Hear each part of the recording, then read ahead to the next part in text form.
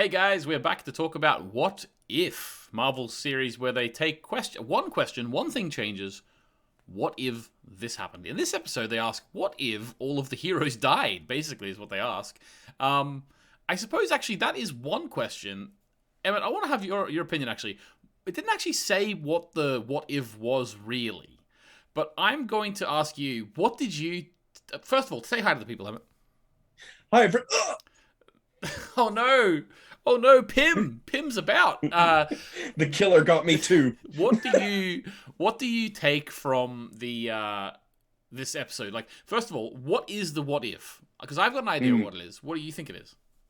So, well, obviously, the title that they give us is "What if the if like Earth lost its mightiest heroes?" Hmm. Which obviously they put it that way so that they don't spoil the ending of Yeah. the episode. Like, Yeah. because this episode, like last episode, was essentially a heist Yeah. movie, like a little short heist episode. This episode was a murder mystery, Exactly. and it Yeah. was it was a little murder mystery with like, oh, who's killed the Avengers? Like, how's this happened? And it was actually like pretty engaging. Like it wasn't a bad wee murder I mystery. had And no idea. I'm gonna be honest with you. I love the fact that it turned out to be Pim because the whole way through I was thinking, hang on, the way that they're dying makes no sense to me. I was like, I'm trying to get like through lines, like like looking at the scenes. It's like, okay, Iron Man got injected with something. All right, Hawkeye loosed the arrow for some reason, which killed Thor, and then he randomly died in the thing as well. I'm like, I can't see the through line with these deaths, and then all of a sudden it's like, oh no, there's a tiny little ant guy inside them. yeah, what like the like I was jumping around a couple of different theories as the episode went on. I was wondering maybe if like Black Widow and Hawkeye had been like brainwashed and like had actually killed them, but like didn't know they had That would killed make them. sense, like maybe a Loki brainwash. Yeah. Oh, and then another one was like because Clint died in the cell. I was thinking maybe it was Loki who had some sort of hand in all these Mm, deaths. But like the way that they revealed it at the end, because like they do like leave a lot of these like deaths like sort of very mysterious, yeah. so that you aren't able to sort of like piece it together. And it's not until we get to like the Black Widow's unfortunate demise Hmm. that we also can we just take a minute before we that was pretty brutal, that scene, like where she was getting like thrown around the room Yeah, we and didn't know stuff like what it that. That was. was it was like because I sort of pieced it together at that moment because I think they had the sound effects for the shrinking and growing of Oh like yeah. Ant-Man in there, and then when she yelled it's about hope, I was like, Oh oh, Hope Pym, Hope Pym, this is all about Hope Pym. I'm like, oh, okay, so this is Hank's doing, he's killing the Avengers in some sort of revenge. So I guess the what if the fracture point is what if Hope Pym joined Shield, was and an active then member died. Yeah, that's in the what book. I thought the fracture point was as Yeah. well. That's exactly what it comes down to. Either what if she joined Shield or what if she died. That Mm. is exactly what I thought as well. And I think I like the fact that you can boil them down to one thing in the end. I love the fact that they did a bit more with Hank Pym. To be honest with you, like we've seen him popping up every now and then. I think eventually I'd like to see, even if it's something in an animated form, would be pretty cool. But I'd love to see some adventures with a young Hank Pym. You maybe would have to do an animated form because I don't think the sort of youngifying CGI they've got is going to last a whole film. Yeah. But I do enjoy the idea of the first Ant Man. I like that because I'm not familiar with the comics, as you know, Emmett. I'm sure you've got some references there for Pym, but I honestly don't know much about him, and I know that he created the Pym particle, and I know this is the first Ant Man, basically, but I don't really know much else. Well, unfortunately, Hank Pym in the comics is a character fraught with controversies. Oh, He is a character who has suffered through a lot of mental health issues, which has caused him to do a lot of unfortunately terrible things. During a mental breakdown, he unfortunately accidentally struck his wife, the Wasp, which is the thing that is often brought up about him. But mm-hmm. the possible more destructive thing is in the comics, he's actually the creator of Ultron, not Tony Stark. Right. He's the person that creates Ultron. They sort of give it to Tony in the films because it makes more sense to have it Mm. be Tony that creates it in that context. So, unfortunately, Hank Pym is a man who has suffered with a lot of mental health issues, has often found himself a victim to a lot of mistreatment Mm. by writers and other characters. But he's always had this in the Avengers, the original Avengers, because he is an original Avenger in the comics. Mm. He was always had this self-esteem issue because essentially he was on a team with gods and men Yeah. of made of iron and stuff like that. And he was a man who shrank and Yeah. thus had a lot of, and that's where a lot of his mental issues were really exacerbated. So again, this episode was great for me because it was basically just showing how destructive someone with Pym's power set Yeah. could be if they were suitably motivated. Let's say that, Mm. and we see that he's able to very stealthily take down pretty much every Avenger with a little bit of. He even takes down the Hulk with actually The a Hulk pretty was that was really cool. I like the way he did yeah that. yeah, where like he like throws one of the growing discs and makes the Hulk's heart expand and Oh. explode from within him, which is very interesting. And then like when they, because obviously with any sort of murder mystery, they do the flashback that goes Yeah. through all the how it all happened, Yeah. and it like showed it, and it's like, oh yeah, that tracks pretty much perfectly. Like that makes sense, and like Hmm. once you have the context, it's like, of course, yeah, he could hide in the needle, he could easily fly into Clint's ear canal and I shoot him in the brain, I assume, which is horrific to think about. And Yeah.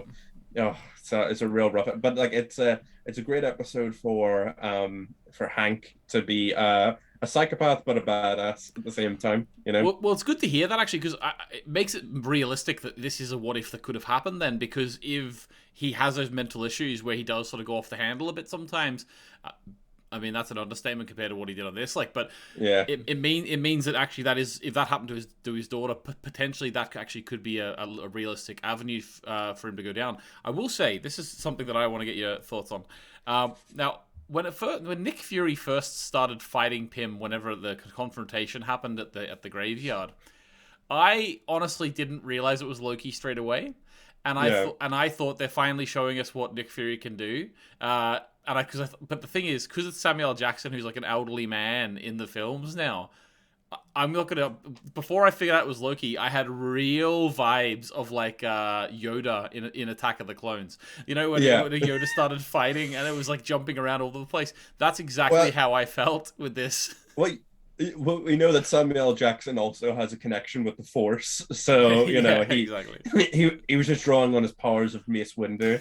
No, again, at the beginning of the fight, you can sort of like believe that it's Nick, and then obviously like Loki ramps it up The over flip. time, Yeah. even before he starts like doing his magic to summon clones of himself. Hmm. He starts like laughing and like joking around in a way that isn't quite Nick Fury. Yeah, yeah. Like it's a little bit too, especially because like Nick's under this episode had like a great sort of additional thread of like having Loki there using the death of Thor as an excuse to come and potentially conquer Earth, which Hmm. we do see that he sort of does by the end. But it was a great sort of ticking clock in the background, and like the way that the episode was formatted, which showed that like all these murders were happening in the same week because like Iron Man 2, Thor, and Yeah. Incredible Hulk all took place in the same week in Hmm. in universe. So it was very nicely done, and it Yeah, sets us yeah. up for I think a potentially really interesting sequel for that episode where we have Nick Fury and the two captains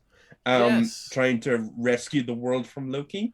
Very interesting in that it's not really the same thing, but it kind of Mm, is like my wish for a what if last week, saying what if Captain Marvel didn't go with the Kree. Now she did go with the Kree in this instance, but she's back an awful lot earlier than she would have been. yeah. So And it's she's gonna form the Avengers with Steve in this context and Nick. You yeah, know, yeah, yeah. It's a little bit I like Dragon Ball Z, right? So in Dragon Ball yeah, Z, the first bad guy, Raditz, I think it is, Goku's brother.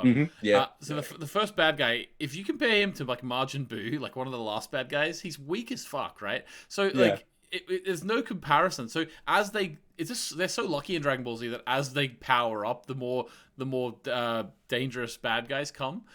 So it's kind of like that. Like I'd imagine like if Captain Marvel was there from the start, Like Ultron would be nothing. Like let's be honest.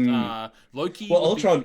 Ultron can't even exist because Tony's dead. Yeah, Tony's that's true actually. So yeah. Loki would be nothing. I obviously there's no civil war in this instance as well, but Captain Marvel is like too overpowered for this time in the storyline. Yeah. You know what I mean? And if Cap can lift the hammer of Thor as well, that's a dream team combo. You know, Yeah. if he can work that out, that's actually a good question. Who who would you fill out this Avengers team with? So we've lost Iron Man, we've lost Thor, we've lost Black Widow, Hawkeye, and all them. Who's on this? I'm thinking regular Cap, Captain America, Yeah. Captain Marvel, War Machine. He like because it's just after Iron Man 2, so He is his about. suit. Yep, he is about. Yeah, he has a suit. Maybe we could get Falcon back in if like him and Steve somehow meet. Yeah, Me and yeah, Antoinette they were would have talking to about meet that. some. But he Yeah, already had, didn't he already have that yeah. Well, suit? they had to go get it. They had to go retrieve it. But Yeah. I imagine that would be fairly easy. And was that Stark Tech, am I right? It might have been at least Star Trek inspired. We know it's some sort of like technological harness. We know that Black Panther exists in this That's universe, right. So and he's there too. yeah, and I imagine he might have some issues with an alien or a god taking over the rest of the world, which could be a very interesting fight from that context. You know? Who knows? Maybe the fact that Loki has actually fulfilled his destiny in his words now and become the ruler of Midgard. Potentially, he's now ready in his like arc to change, like Loki in the TV series Loki did. So maybe he could change. But Maybe. yeah, Lady Sif is also a good example. She's a great warrior who could end up. She's very honorable and noble. I could very easily see her turning against Loki if Loki doesn't have second thoughts. yeah. But Well, Spider-Man's going to come out somewhere eventually too. So yeah, a lot of them are the same actually. My head went, as soon as you asked, my head went straight to. Well, I'm not going to mention anyone who we already have seen because it has to be different. I'm like, mutants. Yeah. Here's my question to you, actually. Actually, yes, that's just put a brainwave in my mind. It would be a cool idea. Now, eventually they're going to do mutants in the MCU. Of course they are. But how cool would it be if just as a little sort of one-off thing in one of these what-if things, something happens in the human history within a particular universe which creates mutants. And they have like a what-if episode where mutants exist. Well, they are exploring, and like a lot of people have a lot of fan theories that mutants are going to come into existence now that the multiverse is being explored more. With obviously What If, Loki, and for anyone who's seen the trailer for the new Spider-Man film, we seem to be exploring a little bit of a multiverse with that as well. I saw that too. So, very excited. Yeah, there's some stuff that's very interesting about that trailer. We'll probably end up talking about it at a later stage, but we're very multiverse focused. So there might be like maybe universes will get merged. Maybe the X-Men will be more of a secret society in this world. It's all very interesting. Right, I've actually said this to yourself. I think whenever we haven't been recording, as well as Conrad when we haven't been recording. But let me just give my take on this. I'm very excited for the multiverse. I'm excited for all these different Spider-Man films to be coming together. Having said that, I will say, I view Spider-Man 3 and the Andrew Garfield Spider-Mans as lesser films and lesser quality. And I'm going to enjoy the crossover, I am. But there's a little aspect in my mind which is hesitant because I kind of feel like you're giving credence to bad films. Like you're giving legitimacy to bad films, which I think we just have to swallow and think it'll be cool in the MCU. That's all right. But a part of me thinks... they're not. I didn't like those films, Spider-Man 3 and the Andrew Garfield ones. Yeah. Can I make a possibly very controversial statement for I would be more interested in the film that we see at the start of the trailer than the one that we get into the multiverse. I would be much more interested in seeing us explore a world where Peter's identity is outed and he is thought of as a fugitive from the law. I think that could be a very interesting Spider-Man film. And I'm a bit worried that we're just going to erase a very potentially interesting Spider-Man film to have some more multiverse stuff. And I am a man, as you know, who loves his multiverse stuff. It's just that setup seems really interesting for a Spider-Man movie. And I think we would be almost wasting it not to explore it more. And also it unfortunately has... it has a lot of thematic unintentional connections with I think the worst story in Spider-Man history, Spider-Man One More Day, where he makes a deal with the devil and it has a lot of ramifications. So it feels like there's some unintentional connections to there because both events result in Peter's identity being erased from everyone's mind. Mm-hmm. And I would like them to be brave and maybe take the stance of like just having Peter deal with the fact that his identity has been revealed and like fight against the court stuff. Yeah, because So, it kind of makes him, he's like kind of being set up as the new Tony Stark in a way. Um, yeah. I don't think this Peter has been put across as enough of a genius yet for that. To be honest with you. Um, Well, yeah, he's a teenage boy for one. yeah, yeah, exactly. So it'd be interesting to see what they do with it. I personally am not ready for Ned and MJ to forget him. I don't really want that to happen. Mm. In the Yeah, story. I would be very like because so I will sum up my opinion on it in one way. It would be resetting the film Peter to a status quo that I think is the least interesting way to have Peter, where Mm-hmm. like nobody knows his secret and like he has to hide it all the time. The bits I am most engaged with in the films at the moment are the times that he has with like MJ and Ned and his aunt when they are aware of his life and they Yeah. can interact and their relationships can develop. Whereas, I feel like erasing their memory of it would just regress their relationship. It wouldn't really add anything. And like Mm-hmm. for you, maybe we'll see what happens. Whatever way, we might get a what if from the film, Mm-hmm. depending on whatever way it ends up going. But I'm holding out hope that the message of the film would be to not change the past and to not run away from mistakes or errors, and that they'll continue on with it.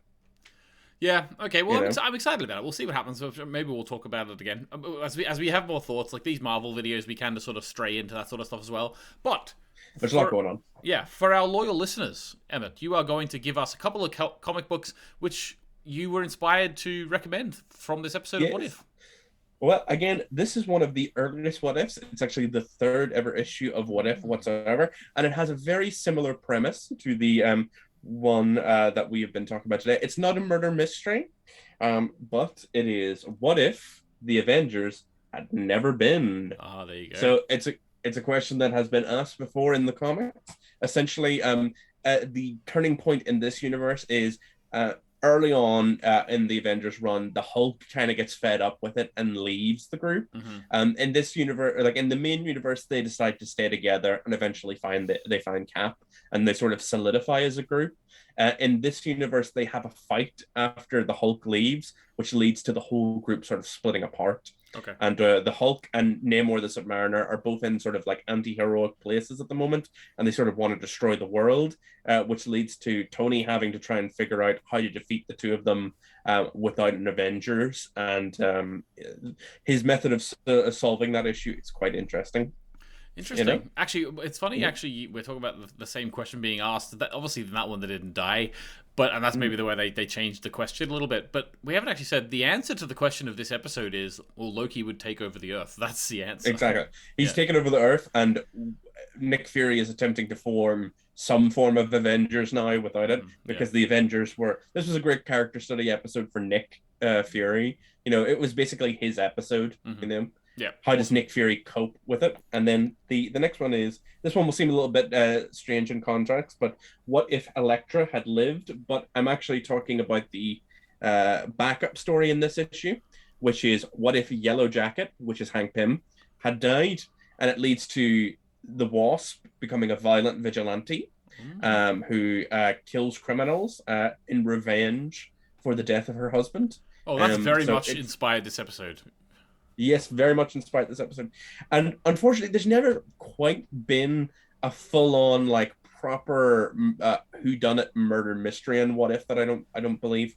The closest I think is this issue here, Archangel Death and Disobedience, which basically it sort of unfortunately spoils who the killer is on the comic by being like Archangel. But yeah, essentially the story is set up as a murder mystery of who is picking off the X-Men and these other mutants. But unfortunately, the cover sort of spoils it. It's Archangel. He's the killer. Yeah. I don't mind spoiling that for you because the cover does it for me. Yeah, it literally says it. Yeah. Yeah, it's like, it's a good potential story, but you sort of spoiled it. Yeah, you're reading it, and then like you get to like 75% through, you're like, where is Archangel? Is he gonna be revealed as a killer here?